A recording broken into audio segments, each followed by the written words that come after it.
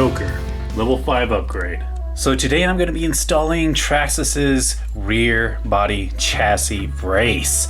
This, of course, was meant for the old Revo and Summit, but this does fit on the E-Revo 2.0. However, there's one little thing I'm gonna do first. So as you guys can see, there are a lot of blue parts on this RC, and honestly, I want to go ahead and start applying JoKer's theme, which is black and red. So since this doesn't come in red, I'm gonna go ahead and deanodize it. But there's a couple other things I can go ahead and deanodize along with this. Though you can't see it very well, there is a front chassis brace I want to deanodize, and there's one in the back.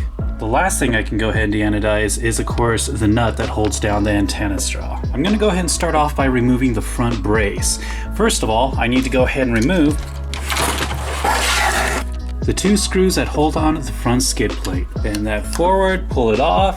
Then I'm gonna flip the RC back over and remove the front bumper.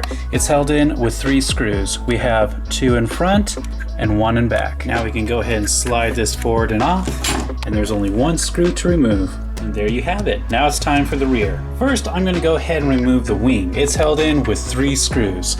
We have 1 in the center and then 2 on each side. Now, thanks to this rear chassis brace that comes stock on here, I'm gonna have to remove it as well because, as you can see, it latches onto the wing. So I need to go ahead and remove 7 screws. We have 1 in the back, 2 on each side, 2 on each side, 2 on top. Now we can pop that off, send it to the side, grab the wing, pull it backwards. Now flip the RC over. And I need to go ahead and remove this rear skid plate. It's held in with 4 screws, 2 in back, 2 up front. Pull this off, set it to the side, and now we need to go ahead and remove these last 3 screws. And now we have the rear brace. As for the antenna tube nut, all I have to do is, well, unscrew that. I also could go ahead and deanodize the motor mount plate, but I plan on replacing this, so I'm just gonna go ahead and leave it alone. Now I'm just gonna go ahead and get some oven cleaner, spray it on there, let it eat away the blue anodizer, and then polish it silver. So they have been deanodized and polished, and they are looking really good, actually. The only one I didn't polish was this nut, because honestly, it looks like stainless steel, and that matches all the stainless steel screws. So I'm gonna go ahead and reattach that without polishing it or doing anything else. However, with these, I think they would look better red. And honestly, I think these turned out really good. Now, I didn't anodize these, I just simulated an anodized look. I have done this to parts in the past with other RCs. If you want to know how to do this, I do have a video on my channel, so just look for it. I also put a Traxxas sticker on there just to keep to the original design. As for the RC itself, I did a couple little changes. I took off this top part from the ESC and I painted it with high temp paint. I want to see how well this holds up, because honestly, I don't like this blue ESC. I want to make it black. And if this holds up all right, I might just do the same thing. As for the silver on top, I just used a silver paint pen. Now, for the wire covers for the plugs, I went ahead and cut off the blue and white one and I put on black ones. And I just made them long, medium, and short. That way I don't mix up the wires. And last but not least, I put on a red antenna straw.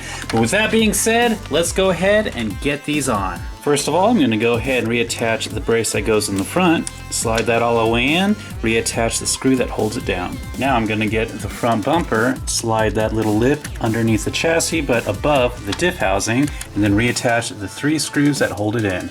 On the bottom, I need to go ahead and reattach the front skid plate bumper, and it's held in with 2 screws. Now I'm going to go ahead and slide the brace on that goes in the back, push it all the way down, and reinstall the 2 screws that hold in the 2 links, as well as a brace that holds in the A-arm pins. On the bottom, I'm going to go ahead and slide on the rear skid plate and install the 4 screws that hold it down. Now I'm going to grab the wing, slide that lip underneath the chassis but above the diff housing, push down the chassis and slide that in. Now I'm going to reinstall the 3 screws that hold it in place.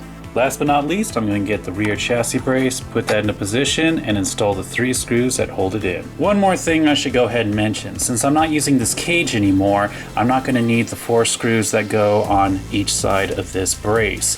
So instead of leaving those holes open, I went ahead and got some shorter stainless steel screws just to put in there. That way it doesn't look like I'm missing something. And I am finally done with this upgrade.